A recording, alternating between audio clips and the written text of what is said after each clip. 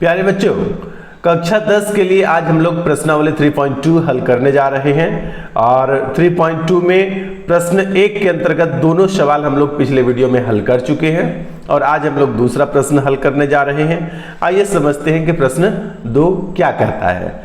तो अनुपातों यानी A1/A2, B1/B2 और C1/C2 की तुलना करके यह ज्ञात करना है कि निम्न समीकरण युग्म द्वारा निरूपित रेखाएं बिंदु पर प्रतिच्छेद करती है या रेखाएं समांतर है या रेखाएं समपाती है। जैसा कि 3.2 का यदि पहला वीडियो हमारा देखिएगा तो उसमें क्या हुआ है कि मैंने इसके बारे में आपको डिटेल जानकारी दी है कि समपाती कब होती है रेखाएं, समपाती का अर्थ क्या होता है, एक दूसरे को प्रतिच्छेद कब करती है, प्रतिच्छेद का मतलब क्या होता है, समांतर रेखाएं कब होती है और समांतर का मतलब क्या होता है। इस तरह की सभी बातों की जानकारी मैं प्रश्नावली 3.2 के प्रथम वीडियो में दे दिया हूं। यदि आप इस बारे में कोई जानकारी चाहते हैं तो क्लास 10th के प्रश्नावली 3.2 का पहला वीडियो देखिए, वहां आपको सभी जानकारी मिल जाएगी। और यदि आप ना भी देखना चाहें तो यहां आप यह प्रश्न देखकर भी सीख जाएंगे। तो आइए समझते हैं। यहां प्रश्न संख्या 2 का पहला प्रश्न लिख दिया है मैंने। क्या है कि यहां पर हम लोग सबसे पहला काम करेंगे कि A1, B1, C1 और A2, B2, C2 सबके मान हम लोग इधर लिख लेते हैं। तो यहाँ A1 बराबर कितना है, तो A1 बराबर जो x के साथ लगे हुए अंक है ये A1 बराबर है, तो आपका कितना है 5 है। पुनः B1 के बराबर कितना है, तो B1 बराबर आपका -4 है। चिन्ह को नहीं छोड़ते हैं, यहाँ पर ये जो चिन्ह है इसको नहीं छोड़ना है, इसके साथ लिखना है। आइए उसके बाद C1 बराबर कितना लिखा हुआ है, C1 बराबर लिखा हुआ है +8, तो प्लस का चिन्ह तो लिखना नहीं है, 8 लिख दिया। आइए अब A2 बराबर कितना है, यहाँ पर A2 बराबर है 7 और B2 बराबर कितना है, तो B2 बराबर है 6 और C2 बराबर कितना है, तो C2 बराबर है फिर से -9।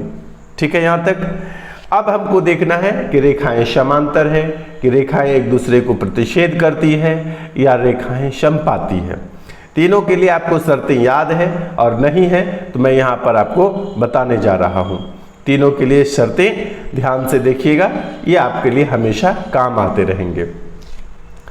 तो यहाँ पर मैं लिखता हूँ A1/A2 = B1/B2 = C1/C2।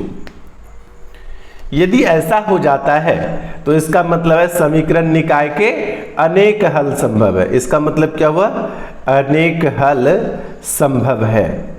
ठीक है। दूसरा, यहां पर यदि A1/A2 ≠ B1/B2 और = C1/C2 हो जाए तो इसका बोलेंगे कि एक हल संभव है। ठीक है, एक हल होगा। और यदि ऐसा हो जाए कि A1/A2 बराबर B1/B2 और ≠ C1/C2 हो तो इसके लिए क्या होगा कि कोई भी हल संभव नहीं होगा, कोई हल संभव नहीं होगा। ठीक है, ये 3 कंडीशन है। ये तीनों कंडीशन जब भी हो आपको ये याद रहना चाहिए, क्योंकि यह याद यदि आप नहीं रख पाते हैं तो बहुत मुश्किल है। थोड़ा यदि याद नहीं कर पाते हैं तो आप एक काम करिए, इसको 2-4 दिन लगातार देख लीजिए, फिर कुछ दिन के अंतराल पर इसको नियमित रूप से देखते रहिए। मैं गारंटी देता हूं कि जरूर आपको याद हो जाएगा। आइए यहाँ पर पहला प्रश्न हम लोग बनाकर देखते हैं। A1/A2 का मतलब हुआ 5/7 बराबर B1/B2 का मतलब हुआ -4/6 -4/6 और C1/C2 का मतलब क्या हुआ 8/-9। यदि आप यहाँ पर देख रहे हैं तो आप समझिए कि ये तीनों ही एक दूसरे के बराबर नहीं है।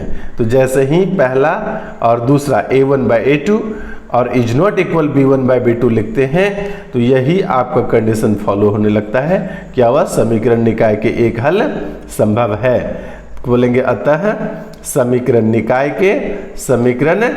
निकाय के एक हल संभव है। क्या है? एक हल संभव है। आइए अब शेष 2 प्रश्न जो बचे हैं इसी के, प्रश्न संख्या 2 में कुल 3 प्रश्न थे, 3 में से 1 मैंने बना दिया और 2 जो बचे हैं उसको मैं एक लाइन में हल कर दे रहा हूं। यह प्रश्न दिया हुआ है, क्या है? 9x + 3y + 12 = 0, ये हुआ आपका पहला समीकरण।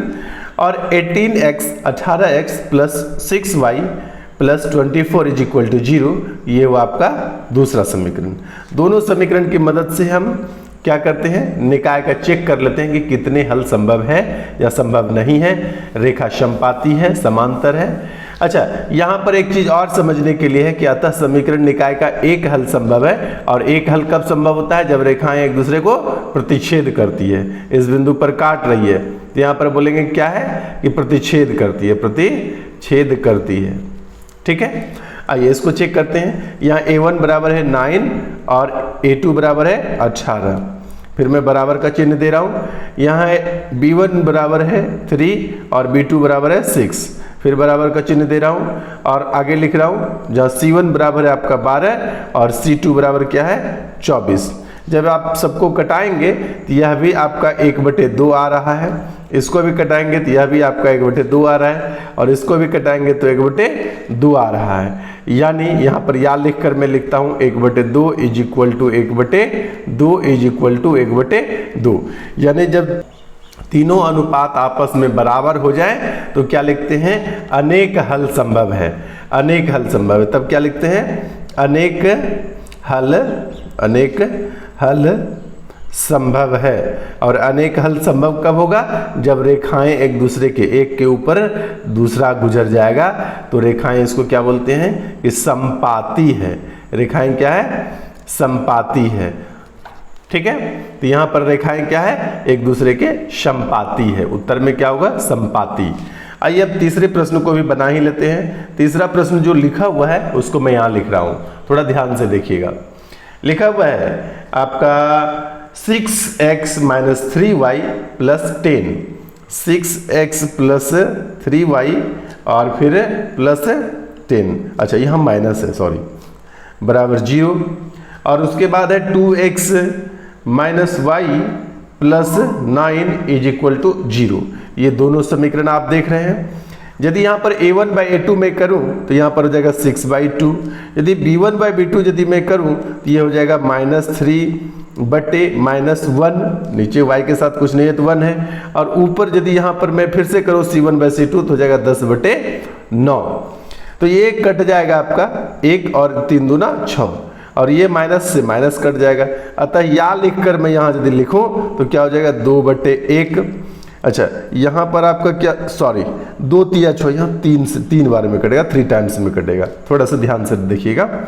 ये क्या होगा कि ऊपर में 3/1 और फिर से क्या हो जाएगा? 3/1 और फिर हो जाएगा आपका 10/9।